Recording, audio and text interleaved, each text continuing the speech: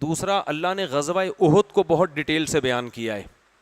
3 ہجری میں مسلمانوں کی لڑائی ہوئی تھی احد پہاڑ کے قریب, جس کا نام کیا تھا؟ غزوہ احد. اس میں مسلمانوں کو فتح ملنے کے بعد شکست ہوئی ہے اور بہت سارے صحابہ شہید ہوئے, بہت سارے زخمی ہوئے. تو اس میں کیا اسباق ملتے ہیں قرآن نے وہ بیان کیے. میں 5 سے 10 منٹ میں جلدی نمبر وار ان کو بیان کر کے بیان ختم کرتا ہوں. پہلی بات اللہ نے فرمایا کہ جب تمہیں شکست ہوئی تھی تو جب یہ پیچھے گئے ہیں تو نبی صلی اللہ علیہ وسلم سے جب صحابہ کا سامنا ہوا تو صحابہ کو یہ خوف ہوا کہ اب ہمیں سخت ڈانٹ پڑے گی, لیکن نبی صلی اللہ علیہ وسلم کیا ہو گئے؟ نرم. انہوں نے کہا ہم تو بھاگنے والے ہیں. آپ نے فرمایا نہیں, تم بھاگنے والے نہیں ہو, تم پیچھے ہٹ کے پلٹ کے حملہ کرنے والے ہو. ان کو موٹیویٹ کیا. قرآن نے آپ صلی اللہ علیہ وسلم کے اس اخلاق کی تعریف کی ہے. وَلَوْ كُنْتَ فَظًّا غَلِيظَ الْقَلْبِ لَانفَضُّوا مِنْ حَوْلِكَ, اے نبی اگر آپ اس موقع پر بد اخلاقی کرتے, سختی کرتے تو یہ آپ کے ارد گرد سے ہٹ جاتے. اس سے پتہ چلتا ہے کہ لیڈر میں برداشت کی قوت ہونا بہت ضروری ہے. آپ کے اپنے ساتھی ہیں, کوئی بات نہیں, کبھی فتح ہوتی ہے کبھی شکست, اور اپنی غلطی سے بھی شکست ہوتی ہے. غلطی تھی, امیر کی اطاعت نہیں ہوئی تو کوئی بات نہیں. اور اللہ نے یہ بھی فرمایا اس میں کہ یہ غلطی یہ تم سے ہوئی ہے, امیر کی اطاعت نہیں ہوئی. ایک جگہ پہ امیر کی اطاعت نہیں ہوئی جس کی یہ سزا ملی, لیکن اس پہ بھی اللہ نے حکم دیا کہ اب رو دھو نہیں بیٹھ کے کہ ہائے غلطی ہو گئی, ہائے ہائے کیا ہو گیا, ہم نے تو امیر کی اطاعت نہیں کی, اتنے لوگ مر گئے. نا نا نا نا نا, اللہ فرماتے ہیں جو غلطی ہونی تھی ہو گئی. یہ سوچ کے خوش ہو جاؤ کہ اس شکست میں بھی حکمت ہے. وہ حکمت یہ ہے کہ بہت سے لوگوں کو اللہ شہادت کے مرتبے پر فائز کرنا چاہتا تھا. بہت سے لوگوں کے لیے آزمائش ہمیشہ کے لیے ختم ہو گئی. اللہ چاہتا تھا تم میں بہت سو کو شہادت کے مرتبہ عطا فرمائے. کتنا بڑا سبق ملتا ہے ہمیں کہ بھائی ہماری اپنی غلطی پر بھی اگر کوئی سزا ہمیں مل رہی ہے تو آئندہ غلطی کی اصلاح کی تو کوشش کرو, مگر ہائے ہوئے بیٹھ کے کرتے رہنا یہ اسلام میں پسندیدہ کام بولو نہیں ہے. وہ ہو گئی مٹی پاؤ, پنجابی میں کہتے ہیں مٹی پاؤ. یار اسلام آگے بڑھاتا ہے آپ کو. روتے رہتے ہیں ابے تو نے یہ کیوں کیا, ابے تو نے یہ کیا کیوں, یا کاش کاش بیٹھ کے کرتے رہتے, کاش میں ایسا نہ کرتا, کاش میں ایسا نہ کرتا. بھائی بس ایک دفعہ کافی ہے. اب یہ سوچو جو مقدر میں تھا بولو ہو گیا. اسی لیے قرآن نے ایسے موقع پہ پھر سورہ آل عمران میں آیتیں نازل ہوئیں, یا ایھا الذین آمنوا, بہت اہم آیتیں ہیں. اے ایمان والو لا تکونوا کالذین کفروا, کافروں کی طرح باتیں مت کیا کرو.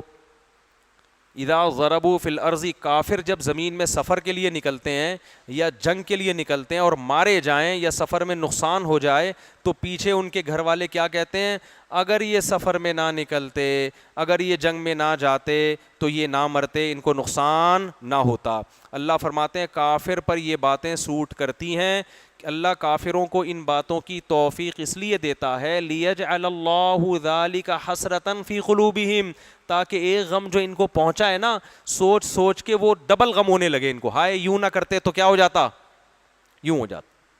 یہ ہوتا رہتا ہے, گھر میں کوئی حادثہ ہوتا ہے, وہ کورونا سے فلاں کا انتقال ہو گیا, اس دن میری چاچی آئی تھیں, انہوں نے ٹیڑھی آنکھوں سے چھینکی تھی اس کے اوپر, دیکھا نہیں تھا بلکہ باقاعدہ اس کے اوپر چھینکی تھی, اسی سے ہوا ہے.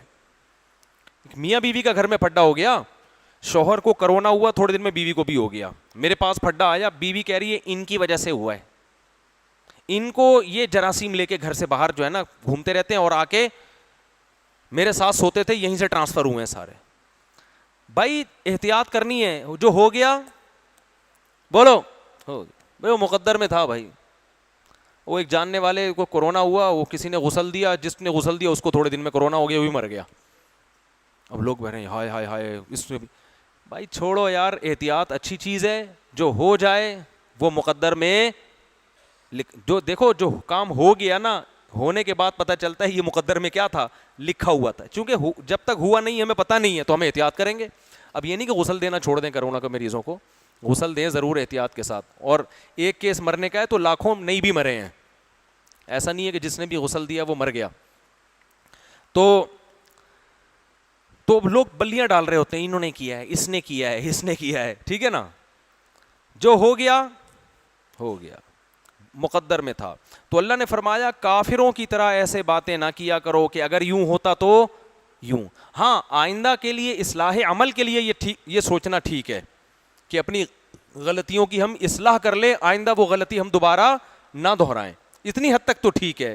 لیکن اس پہ کہ یہ مصیبت کیوں آئی، بھائی یہ تو آنی ہی تھی، یہ غلطی ہم سے ہونی تھی، بس یہ ہو گیا۔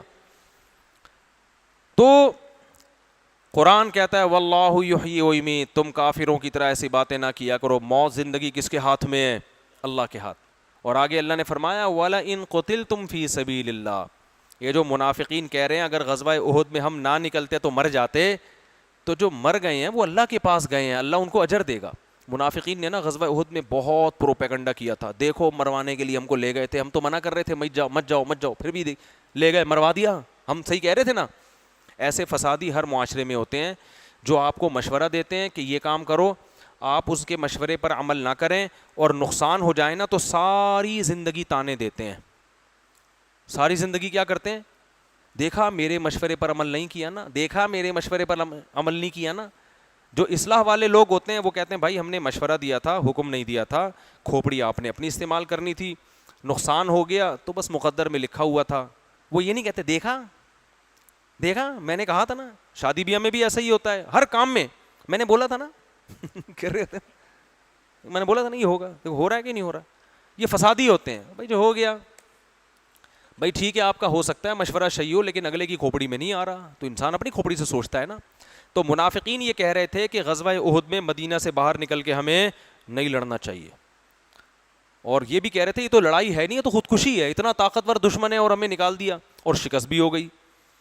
تو اللہ نے فرمایا کوئی مسئلہ نہیں ہے، کوئی مسئلہ نہیں ہے۔ اور یہ جو منافقین باتیں کر رہے ہیں نا کہ ہمارے مشورے پر عمل نہیں ہوا اس لیے مر گئے اور ہم دیکھو بچ گئے، تو اللہ فرماتے ان سے کہو قل فادرؤوا عن انفسکم الموت، تم ذرا اپنے آپ کو اب موت سے بچ کے دکھاؤ۔ آج ان منافقین میں کوئی زندہ ہے بھائی؟ جو گئے وہ اچھی موت سے گئے، جو بچ گئے وہ اچھی موت نہیں مرے، وہ مر گئے آج سارے، کوئی بھی زندہ نہیں ہے۔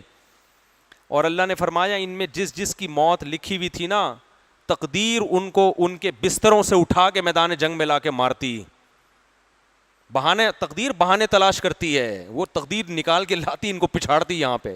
ان کمبختوں کی قسمت میں موت تھی نہیں، اللہ ان کو شہادت دینا ہی نہیں چاہتا تھا۔ تو کتنا زبردست۔ اور پھر آخری بات، نبی صلی اللہ علیہ وسلم نے جب صحابہ کے مشورے پر عمل کیا، نبی کا مشورہ بھی یہ تھا مدینہ کے اندر رہ کے دفاع کرتے ہیں، اس کا مقصد موت سے ڈر نہیں تھا، اس کا مقصد حکمت کہ ہم کمزور ہیں تو ہمیں اندر رہ کے دفاع کرنا چاہیے، بالکل ہم سامنے آ کے ظاہر ہو گئے تو نقصان کا خطرہ زیادہ ہے۔ لیکن آپ نے صحابہ کے مشورے پر عمل کیا، اپنی رائے کو چھوڑ دیا اور نقصان ہو گیا۔ تو اللہ نے نبی کو حکم دیا کہ آپ صحابہ کو طعنہ نہیں دے سکتے، سمجھ رہے ہیں نا، کیونکہ جو کوائف تھے نا وہ آپ نے پورے کر لیے۔ امیر یہی کرتا ہے بھائی، سب سے مشورہ لینے کے بعد جو رائے بنتی ہے اس پر عمل کرتا ہے۔ تو جب رائے بن کر عمل کرنے فَإِذَا عَزَمْتَ فَتَوَكَّلْ عَلَى اللَّهِ، تو بس اللہ پہ توکل کرنا ہے۔ توکل کا مطلب کیا؟ اب فائدہ ہو تو بھی ٹھیک، نقصان ہو بولو تو بھی ٹھیک، اور آئندہ بھی انہی سے مشورہ لینا ہے۔ کیا اسباق سکھائے جا رہے ہیں بھائی، ہے بھائی؟ ہم ہوتے تو ہم کہتے ہیں ان لوگوں کی وجہ سے ہوا، آئندہ تم تو مشاورتی کونسل سے استعفے دو، سب سے پہلے آئندہ ان سے کبھی مشورہ نہیں لینا۔ چلو اللہ فرماتے ہیں ان سے اب بھی مشورہ لے لیں، شاورہم فی الامر، مشورہ، کیونکہ آپ کو اللہ قیامت تک کے لیے اصول سکھا کے جا رہا ہے، جو اپنی امت وہی تھوڑی ہوگی قیامت تک، مشوروں سے ہی امت چلے گی۔ تو مشورے میں خیر ہے، مشورے کے بعد اگر رزلٹ نیگیٹو بھی ہو تو پازیٹیو ہی ہے، بس وہ نہیں آ رہی نا میرا خیال ہے بات، نقصان بھی ہو تو وہ نقصان نہیں ہے، وہ کیا ہے؟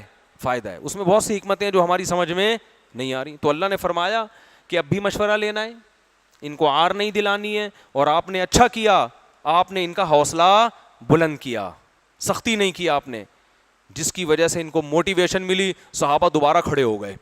خالد ابن ولید اس وقت غیر مسلموں کے کمانڈر تھے، انہوں نے کہا کہ یہ شکست کھا کے دوبارہ لڑنے کے لیے آمادہ ہو گئے، بڑا حوصلہ ہے۔ اس کی وجہ سے ان کی دوبارہ حملے کی ہمت نہیں ہوئی، قرآن نے یہ تمام باتیں صحابہ کی تعریف کی ہیں، اور قرآن نے کہا جو جنگ میں پیچھے بھاگے تھے وَلَقَدْ عَفَا اللَّهُ عَنْهُمْ، تحقیق اللہ نے معاف کر دیا ہے۔ قیامت تک کے لیے قرآن میں یہ آیتیں اللہ نے داخل کر دیں کہ اس شکست پہ صحابہ پہ کسی کو انگلی اٹھانے کی اجازت نہیں ہے، اور اس شکست کی صحابہ نے تلافی بھی کی کہ دوبارہ آ کے کھڑے ہو گئے کہ نہیں اب دوبارہ لڑیں گے، ہم بھاگے ہیں لیکن لڑیں گے ہم دوبارہ۔ تو اللہ نے تعریف کی ہے کہ اتنے زخم کھانے کے بعد بھی انہوں نے نبی کی پکار پر لبیک کہا۔ اس کے بعد بھی اگر کوئی صحابہ پہ تانے دیتا ہے تو وہ اللہ پہ الزام لگا رہا ہے، وہ صحابہ کو برا بلا حقیقت میں نہیں کہہ رہا۔ سمجھتے نہیں ہو بات کو، میرا خیال ہے۔ تو ہمیں غموں میں بھی بڑے اسباق ملتے ہیں بھائی، ٹینشنوں میں بھی جو ہو رہا ہے کیا ہو رہا ہے۔ اس لیے حکیم الامہ مولانا شریف تھانوی رحمۃ اللہ علیہ فرمایا کرتے تھے کہ اصل ولی وہ ہے جو اپنی رضا کو اللہ کی رضا میں فنا کر دے۔ سمجھ رہے ہیں؟